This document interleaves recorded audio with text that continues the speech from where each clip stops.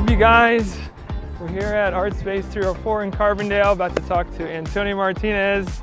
We're gonna do a little walkthrough and have a little sit-down talk. Rachel's here behind the camera. Let's do it. Go.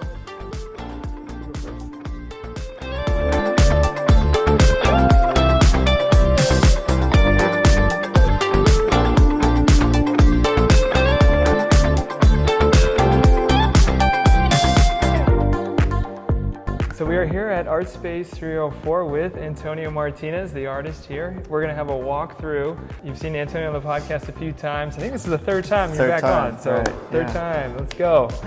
So let's check out this awesome art.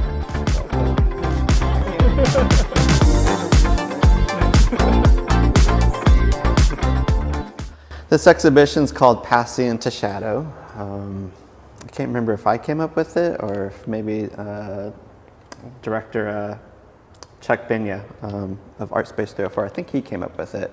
So I'm Antonio Martinez, and my other counterpart, there's a fly in here, Bob Baer, he's the scientist. So let me just talk about the background of like how this even came to be. So Chuck was, or he contacted, or he knew about the Simons Foundation. And the Simons Foundation is this organization based in New York City. They focus on the sciences dominantly.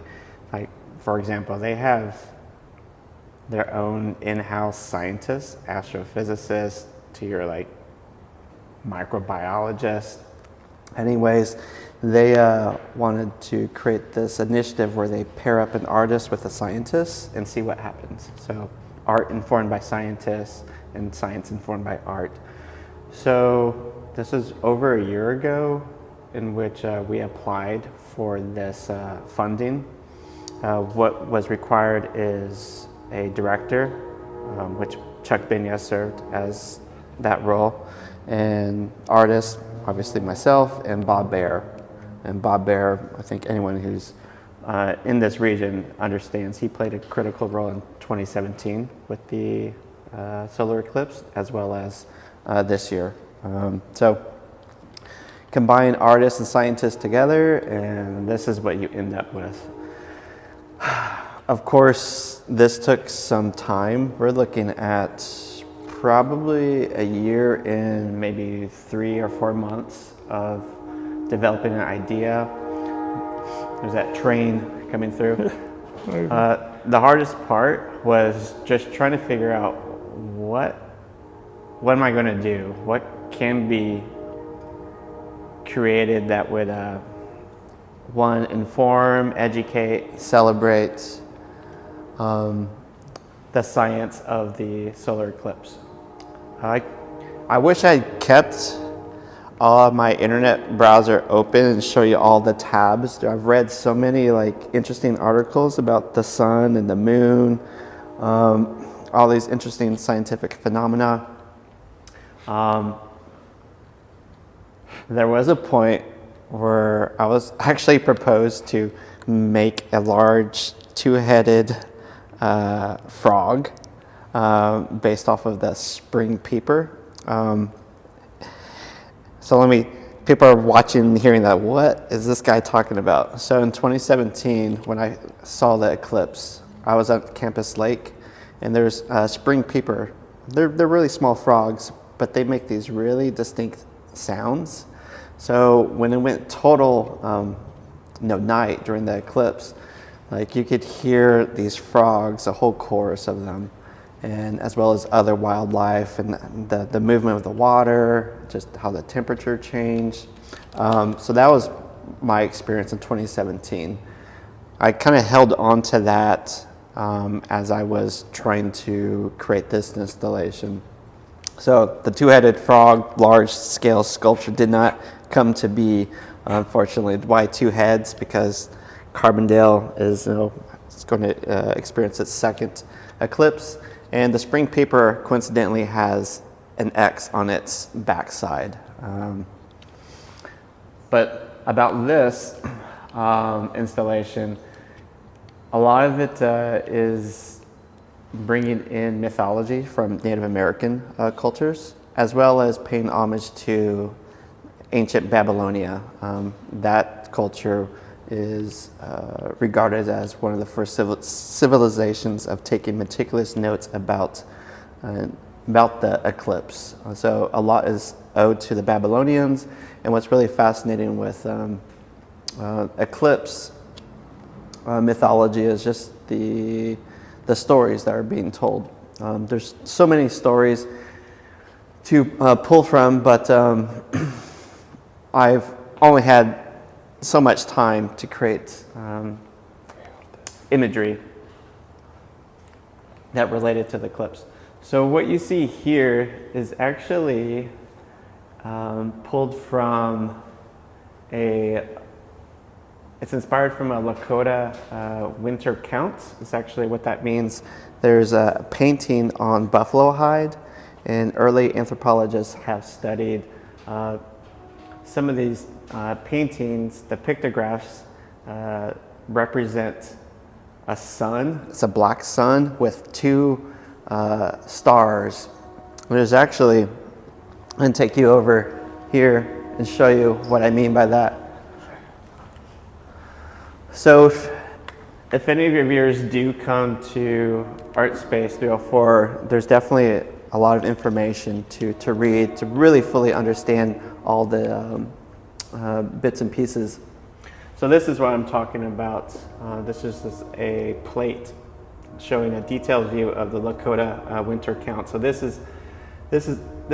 Some people feel that this is the sun, but this is actually the eclipse, and those are the two stars, possibly Jupiter or another planet. Because when it goes night, you still will be able to see some distant stars. So when we look over at this mural, this is what you're seeing. So basically taking the idea of the eclipse, the two stars there. There's two other icons that are important. This is in reference to Shamash, which is a Babylonian design, and you'll see it in another area in this exhibition. And down here is a homage to the reference to Turtle Island, which is North America. That's the First Nations people. They have a creation story that is relevant to the turtle being the, I guess, co-savior for, I don't want to say humanity, but for life. So the turtle, think of it as a cosmic turtle, referencing Native American culture, and then we have the Babylonian symbol here, honoring Shamash. So this is hand painted, and just to give you a sense, I may give you some B-roll. I think I have some photos of me painting this with my, I think she was 5 months newborn. Being an artist and a parent is tough. A lot of times you don't have daycare when you need daycare. So there was a point, like I think I know I have some photos where I basically brought the daycare inside of here while I was installing this. Now,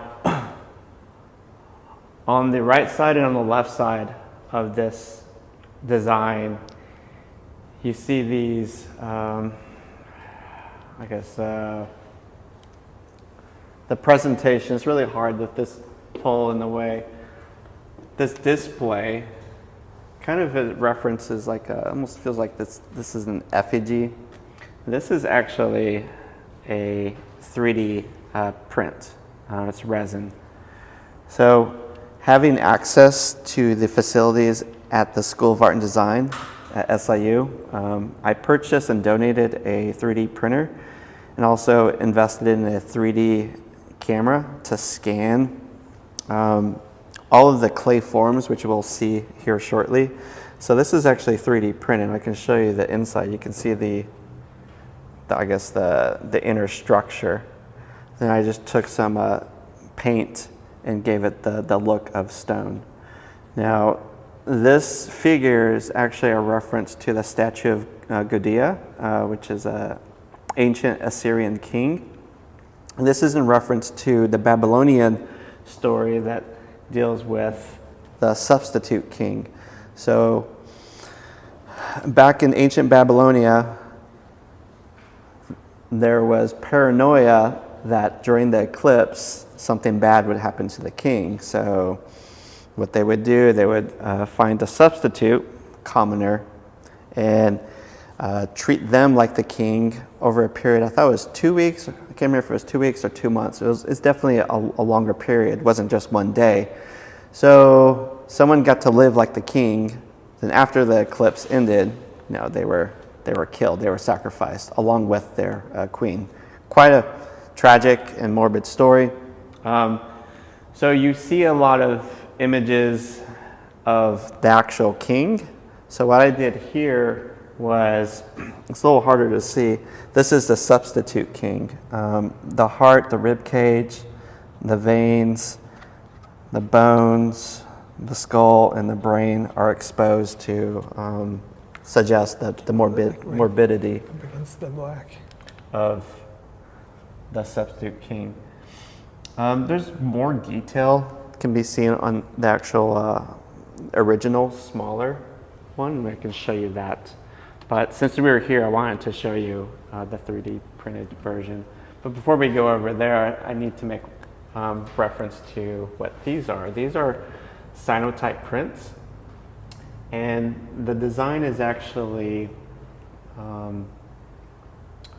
pulled from Fred Espenak's maps. So Fred Espenak is an astrophysicist who has mapped out the path of totalities, going even as far as back as 1374 BC. So on May 3rd, 1374, this is the path of totality. This is actually going through ancient Babylonia, so we have like the Middle East in this region here. And what's really interesting about, we'll take a look at the original design. I can move this case for you so you actually can see what we're looking at. So that's the original one. After I had created this, I always assumed that this was a crown, like the traditional crown, but this is actually, you can see the reference. This is the statue of Gudea right here. That design is understood to be the patterns. Those circular dots are understood to be the patterns on a keffiyeh, the traditional fabric wrap of what you see in the Palestinians wear. They wrap around their hair, and it's those circular forms are on the keffiyeh. It's the fishing net.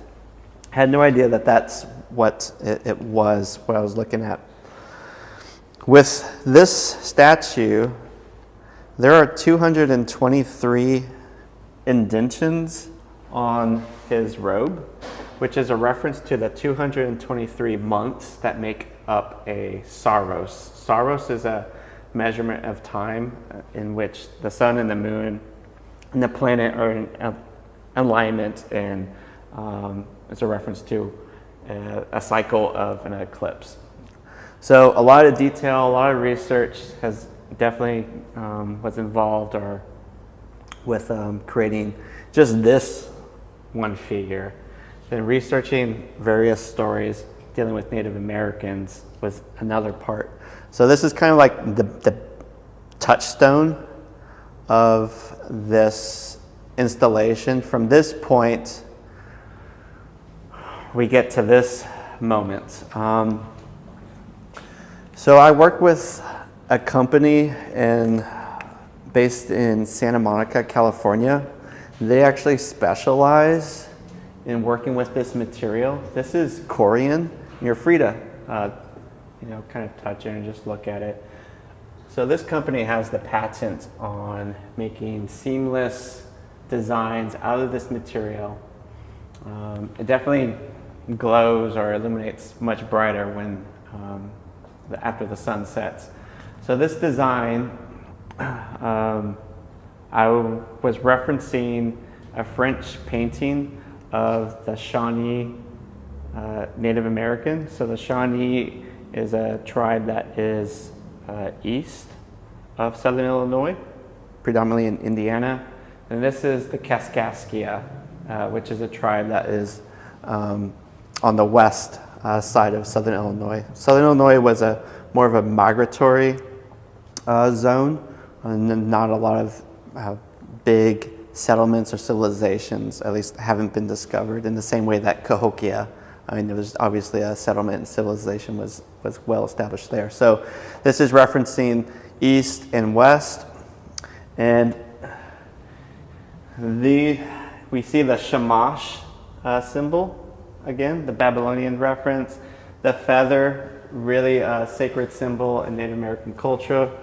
A feather, when worn, think of it as an antenna. It's like a conduit between human or earth and the Great Spirit. So the feather is also a very important symbol.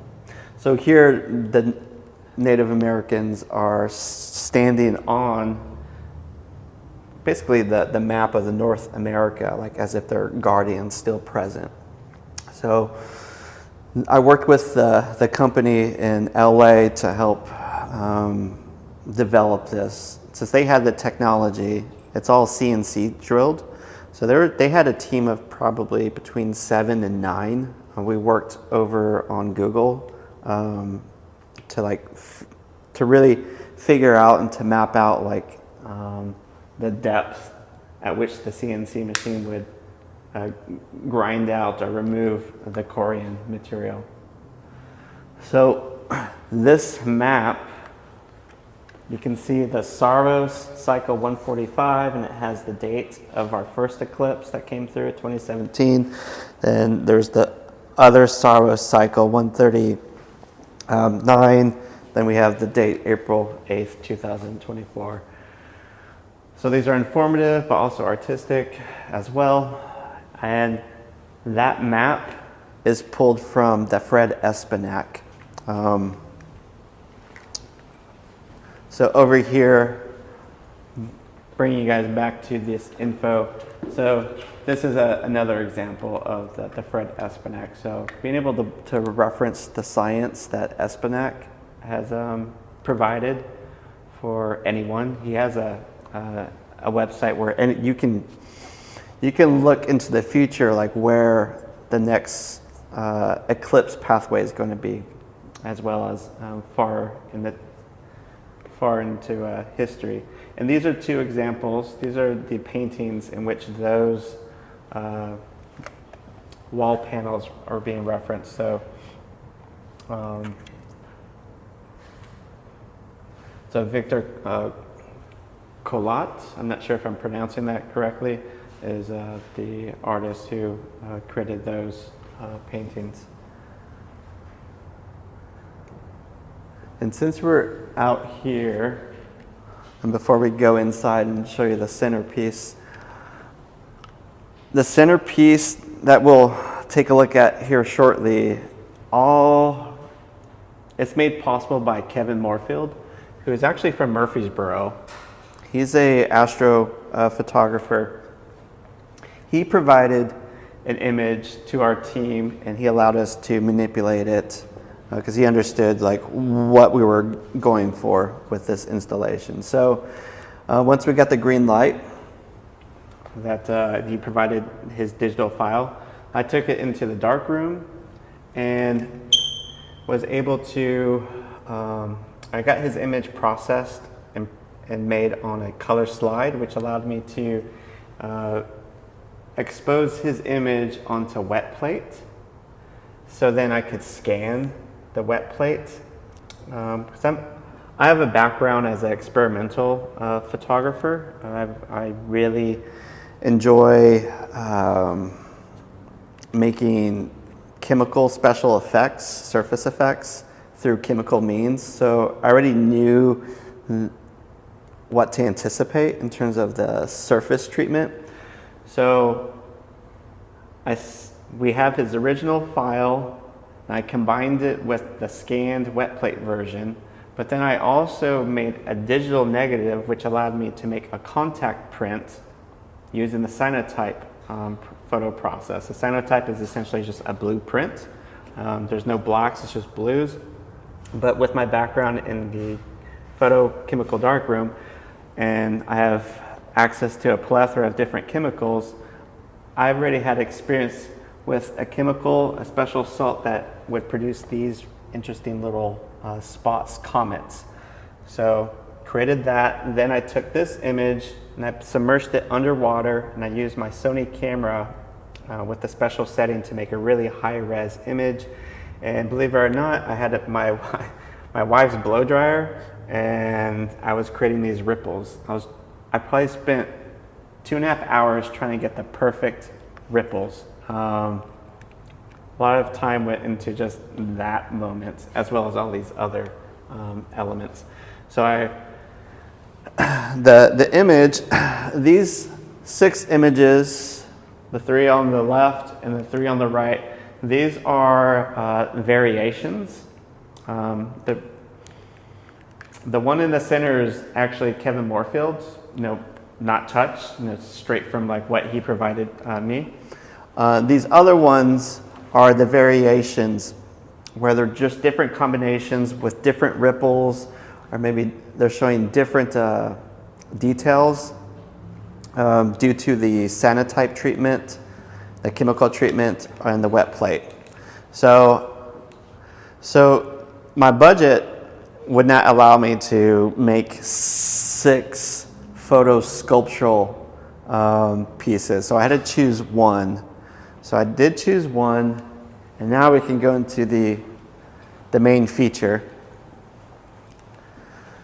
So when you look here, that's one of the 6 variants. So we created this kind of like photo sculptural moment. The same company was able to CNC these waves, which is a reference to the shadow snakes that one will see you'll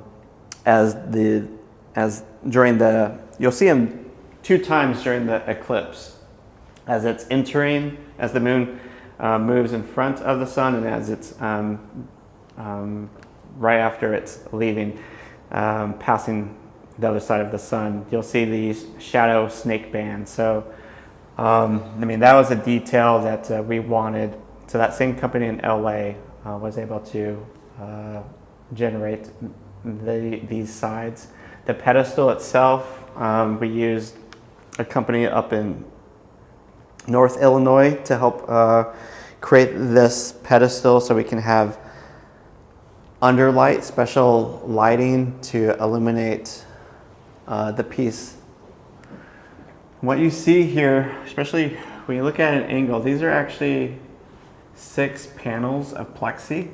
The panel that is closest to the viewer, it's only the outside perimeter is printed. Then the image that's in the core, you'll see it's the actual eclipse. So it's meant to have kind of a 3-dimensionality to it. It looks like a big giant eyeball, but I think everyone, it does. It's like this cosmos is looking at you. The lighting's a little more, I never noticed this. I've only seen this when it's really dark, but seeing the daylight illuminating from here, this is actually better to see on this side. I never knew that. The illumination is just better from this angle. You can actually see the layering structure on this side. So yeah, this was a monstrosity, just trying to get it without it leaning and falling apart completely. This took some time. Bob Baer's not just an amazing physicist and astronomer, he's masterful at building. He actually designed and built those movable walls where the Shawnee and Kaskaskia. It took us probably about 2 weeks to build those custom walls. So here we are on this other wall, there's sculptural forms. They're mainly animals, all 4 animals. These animals reference tales from distinct Native American tribes that have stories on that explains what's happening during the eclipse. So for the Mexica, or commonly known as the Azteca, in Mexico, or Mexica, in 1301, February 9th, this is that Espinac map. The belief that a jaguar was swallowing the sun. And over here, the Pomo Native Americans, you can see this would actually be where Sacramento would be, so kind of north central California. So here's the path of totality on 1597, March 17th. It was an annular eclipse, it wasn't total. So think of the Ring of Fire. Their belief system was a bear was walking by the sun and took a bite out of it. So we have a bear form here. This big giant frog with its little teardrop. It's kind of a reference to the Trail of Tears in the Cherokees tribe, where a frog is believed to or understood to be swallowing the sun. And that would be a 1623, October 23rd. So there was a lot of cross-referencing. I identified what mythologies I wanted to create in sculptural form, figure out the date, which meant I needed to go look in Fred Espinac's archives and match them together. And this is a future total eclipse. This will be 2045, August 12th. And this is in reference to the black squirrel of the Choctaw Nation. Black squirrel eating the sun. So this will be passing through, coincidentally, the original ancestral land where the Choctaw inhabited, which would be kind of like the Louisiana. And where it actually will go through where they're currently relocated during they were relocated in Oklahoma. So it's kind of unique for this tribe to have the eclipse go through their original homeland and to their post-colonial homeland as well. And on this side, 2 other stories. They're not. They don't involve animals. Again, you see that design, the 2 stars. And this is actually a laser etched. We did this in-house at School of Art and Design. That's actually the moon. Corey Tester, one of my colleagues, he helped me create this presentation. So you see these dark arrows minus this 1 arrow with pink aiming at the moon or the sun. Now the arrow story deals with the Ojibwe nation. There wasn't so much of a folk tale, it's more of when they saw the sun, they would shoot flaming arrows at the sun, hoping to reignite it. So they have an Espinac map that referenced their region. And this is, again, referencing the Lakota, the 2 stars and the sun. And this is the Lakota's Fred Espinac, 1869, August 7th. So on this side, there isn't animal mythology. It's more the Lakota referencing the buffalo winter count, which we saw earlier, than the story of the Ojibwe shooting arrows at the sun. So those are all the parts and pieces of this exhibition. So it combines science with folklore, with history. There's some geography. And the big thing, a big detail is pink. That's a common motif. And that's in reference to the prominences. They're high temperature, high magnetic forces that tower along the outside and along the perimeter of the corona. And they're pink because it's the signature of hydrogen. That's the color of hydrogen. So the pink is definitely a big part of this exhibition, even to the point of illuminating the substitute king there in pink, and also illuminating our animals in pink as well, and really intensifying the illumination of the diagram or of the photo installation here. So, how did this project get started? That's a really good question. So, Chuck Benya, who's the director at ArtSpace 304, I'm going to get this fly. Any fly lovers out there, apologize if I kill this fly. Did I get it? I think you got it, but there it is again. Oh, dang it. That's going to be the episode where Luke and Antonio fight a fly. No, but seriously, Chuck Benya is the director of ArtSpace 304, and he found out about Simons Foundation, and he contacted me. He was very familiar with my work, so then he asked if I knew of a scientist who could possibly partner up, and I immediately thought of Bob Baer, given his expertise from the 2017 eclipse. So the objective was it was a little murky in the first few months of what exactly Simons Foundation was looking for, because anyone who saw the 2017 eclipse, how do you make a piece of work that can compete with something in the cosmos? That's a pretty tall order. I don't think we can. Yeah, no, we can't. Yeah. A different league. Yeah, that is completely. Yeah, absolutely. So, no way. We could just try glimpses of representation. So there was a point off camera. I had mentioned all these websites and articles and watching YouTube and trying to figure out what materials, what can I possibly do to compete with that. And I was okay, there's a lot of how do you start? Yeah. I forgot which university, but they were actually creating the high energy plasma explosions that happens on the surface of the sun. They're dividing atoms together. Yeah, there's a university, there's scientists who are actually doing that, and I'm wow.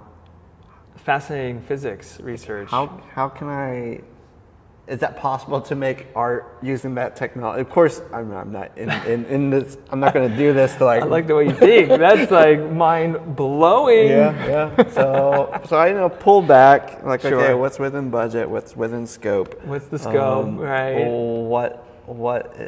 What's within Shoot the for the stars, though. Yeah. When you start, let that be known. Shoot for the stars. Try not to and work with it. Die in the process.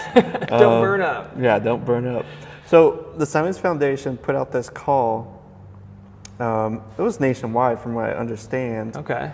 And various art community houses, they applied, and they were, I believe, everyone that knew about it, they were given $10,000 just to develop their idea to produce a final proposal. So it went through another line of submissions that I can't remember if it was 6 or 7 art venues were selected as finalists. That's amazing. So Carbondale, we were one of the top finalists. And that is incredible. they actually flew us out, the 3 of us, to upstate New York for a retreat. Oh, wow. So we got to meet the other teams of scientists and directors. So there's an organization down in Austin, and I think there's one in Vermont and also Maine. So it's really interesting. So a lot of these community houses or institutions are along the path of totality. So not everyone's doing photography and sculpture. Some are producing there may be a performance, a music programming or a But book. is it all related to the eclipse? Yep, all related to That is the so eclipse. In some way, it could be the science of the sun or the Mhm. science of the moon, or in our case, it's a bit of everything. There's So tell me about that. This crossroads, in many ways, it sounds like the crossroads of not only totality, but also the crossroads of science and arts. right. Can you talk more about that in this specific project? Yeah, so I know I wanted to do something that would honor First Nations and Native Americans. I feel like their presence needs to be in the public more. And being fascinated with the folklore. In 2017, we had an SIU professor, anthropologist. He gave a talk about the Aztec or Mexica culture in the jaguar, and that's always stuck with me when I first learned about that. I was like, well, this can't be the only like story dealing with animals swallowing the sun. So, just kind of hit the books or hit the internet, hit the library, and try to identify other Native American cultures that had similar stories. That's so cool. Making sense of what is this phenomena and those stories built around that. Right. And tying it into, you've pulled from that history as we've seen on the walkthrough. Right. I think it's incredible, man. This is one of the coolest pieces I've seen ever. And it wouldn't be possible without, I think what helps ground it even more, makes it even more fascinating, is the science that's kind of interwoven with Fred Espenak's maps. Like, it blew my mind So that cool. we have the science and technology and the math where one could do a deep dive back in history and know where the eclipse occurred, whether it was total eclipse or an annular eclipse, and also looking forward to the year 3000 where it's going to be. I forgot to mention in our walkthrough, there's one empty vestibule. There's no sculpture there. It's that Fred Espenak map is for the year 3000 AD. And that annular eclipse is going to pass through, I think, Brazil or somewhere in South America. And the intention to leaving it blank with no sculpture was kind of like, that's really well into the future. Like, will there be a rainforest in year 3000, given that it's running through South America? And also, like, I mean, that's kind of the dialogue that I wanted to kind of leave open. Sure. And also maybe the children who are going to inherit the earth, would like for them to maybe investigate what native indigenous cultures, mythologies surrounding the phenomena of the eclipse exist in South America. The majority of the Native American stories here are Northern America. So yeah, just paying homage and honor to First Nations.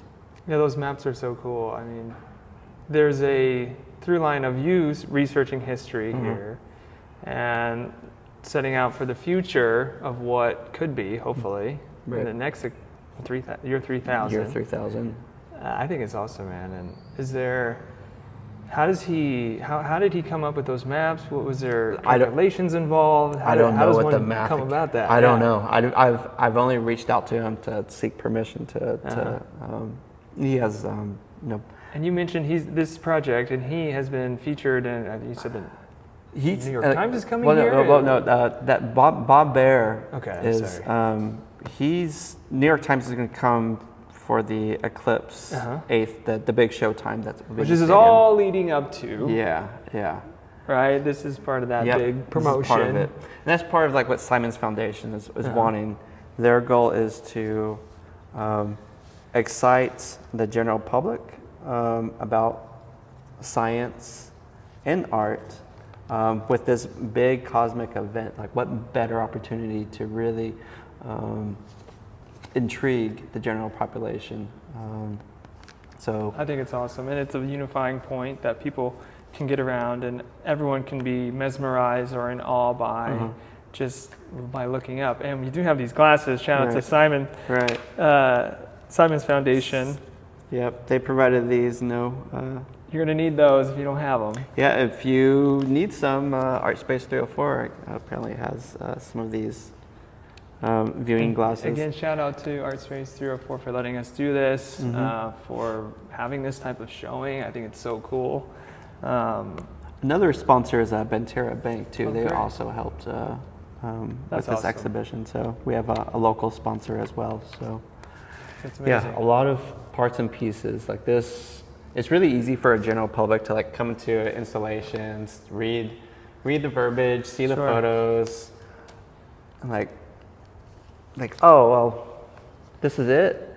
I mean, some people are like, oh, this is amazing, but oh my gosh, just the process of doing all this, I can't tell you. Like, And that's where I love. I'm obsessed with the process of that. So I'm so honored to be able to hear it firsthand from getting a private showing from you, Antonio. Has just been awesome. So there's one story just to like capitalize on the process. So I have a newborn, which you're well aware. She was born in June. And thank you for taking the time away today for being able to do that. I know childcare is not that cheap these days. No, it's not cheap, and there's not a lot of. All the places are full. There were points where we didn't have daycare, and so I brought the daycare here. And so baby Rhea was in her little playpen, or I had her in the Bjorn, and she was, as I was painting the mural, she was here.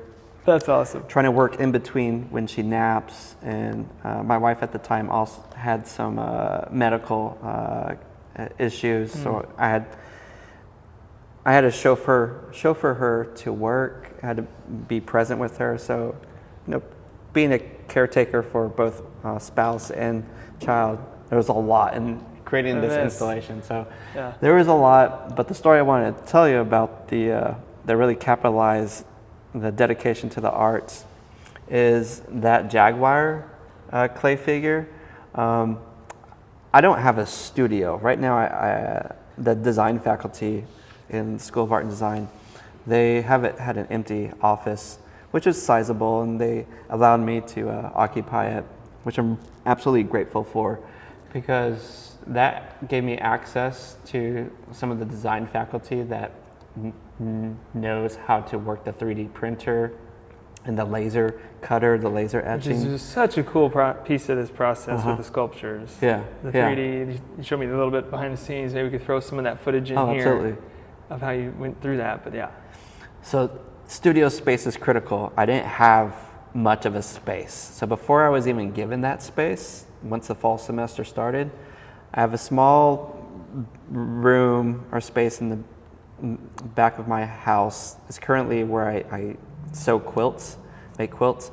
But there's a small corner on a table, a little shorter than this, and it's adjacent to our bedroom, and there's a window which light can peek through. So the only time I can work was usually when people went asleep. So when my wife and the child went to sleep, but that window would allow too much light to come in. I'd get a text from April, who's laying in bed on the other side of the door, saying, "Hey, there's too much light. Can you turn that off?" It's and I'm trying to sculpt this Jaguar, so I could turn the light switch off. And I use some LED lights there on the base floor, and she texts "Still too bright. You're gonna wake up baby." I'm like, oh my gosh. Man. So I turn that off, and well, how am I gonna? So I find a headlamp. So I think I have a photo or a video. Let's see if I can find it and share it with you. I'm sculpting in the dimmest light. All I have is a headlamp, and I'm just sculpting away. So those are what an artist does, because they have a deadline. They know they need to meet these deadlines, and they just carve out time. So it's that dedication that really keeps you going. But I'm super grateful for being given some studio space, even though it's temporary, but that definitely made the difference. So I'm sure there's a lot of artists who listen and watch your podcast may relate to that. There's a huge need for studio space, low rent studio space, because that makes the biggest difference for any artist. There's a shortage of it in Southern Illinois. I mean, there's some recent like MFA alumni. They like the area because the cost of living. But they mention like the lack of studio space that's affordable and well even available. I don't know if Marion has the same situation. Well, I guess it just depends on what's affordable. You know, what is even the market for that? Yeah. I don't know, to be honest, because I don't know of any studio spaces for rent. Yeah, that's the big thing. To be honest, I can't think of any. I mean, we're in the process. Which we're tapped into the arts. We should know. Well, I've looked. The old high school in Carbondale. Is that right? We don't live too far from there, and always imagine like, well, if they converted those to like art spaces, but I know it has issues. And I think it's going to be like this podcast demolished. Yeah, I've heard that too. But this podcast has been a tool for creativity, and also dreaming what could be. So potentially, Antonio, this conversation we're having could be a spark for anybody. Catalyze, yeah. To create more conversation, to create more energy around, and just more dialogue on where's the space, where can we do, and we'll see what happens. Right. So I'm glad we're having this conversation for many reasons. Yeah. That being one of them. Because we do have some studio space, but we do some events. It's hard to find a niche that's really just going to keep the lights on. Right. Sustainable and that's the key word. Yeah, I know. Do what you got to do to get by. Well, I mean, ArtSpace has the 607 location that will soon. Oh, it'll be a maker space. That's cool. It's not going to be as big as taking an old high school and converting it to multiple studios. I think we need to don't forget to dream big. When any of these projects, whether it's the Hydron Collider, and starting there and working backwards from, or a studio space. I think Wish for the Moon, You'll Land in the Stars, which kind of wraps back into this project. Is there any other? Speaking of upcoming eclipse, are there any other eclipse events, or what are you doing for the eclipse? Oh my gosh! What events are you hearing about? Are you excited about? What do people need to know? Okay, so I heard there might be a stadium involved. Yeah, there's a stadium involved. I agreed to do a live mural along with Maddie Dieters, who's also she did the mural just on the other side of this building. Super talented mural artist, incredible. If you've seen any murals in Southern Illinois, Belleville, beyond. Yeah. Incredible young artist. I love the one that's here. Yeah. So cool. It's very fitting, especially for this installation. It's perfect. So she and I will be doing live murals during the duration of the eclipse. I think we'll be given somewhat of a head start because if anyone's done a mural, even though it's going to be like an 8-foot by 8-foot square, it takes some logistics and definitely takes some time. So that will be some entertainment. That's awesome. At Saluki Stadium. At the Saluki Stadium. Yep. In front of I don't know. 15,000? 15,000, 40,000, 100,000? I don't know. A million? But probably more than that 15,000. It's awesome. And I've heard all the hotels are booked. Yeah. Basically at this point, there's campgrounds are selling out. Someone had posted it's going to be a big thing, man. Was there like a $1,900 room? Oh, I don't doubt it. Like really? I saw some camp spots for $500 for 10 by 20. Oh my gosh. If you had some property, just get some spray paint and like create some squares and like. Oh man. Jeez. So that's exciting. So check that out. If you're looking for a place, whether you're local or visiting, LSI Alumni Stadium would be a great place to do that. I'll be at my aunt's place. We're having a little get together there. That'll be fun. I'll try to get some pictures too. Yeah. But it should be one for the books and one for history. It will. No doubt. We're talking about the spring peeper frogs. They'll be out. They'll be loud, as well as the double brooding of the cicadas. So if you don't want to be in the stadium, you kind of want a more, I want to say quieter nature place. vibe. Yeah. On the water. There's plenty of lakes around here. Find a nice spot. There's no shortage of places to sit, enjoy, and be amazed by the wonder of creation. That cosmic hush will, wow, it will. It'll humble you. Yeah, it will. It'll humble you. Antonio, this has been great. Any other plugs? Anything here at the end? Well, I think we hit it all. I think Simon's, SIU, School of Art and Design, SIU.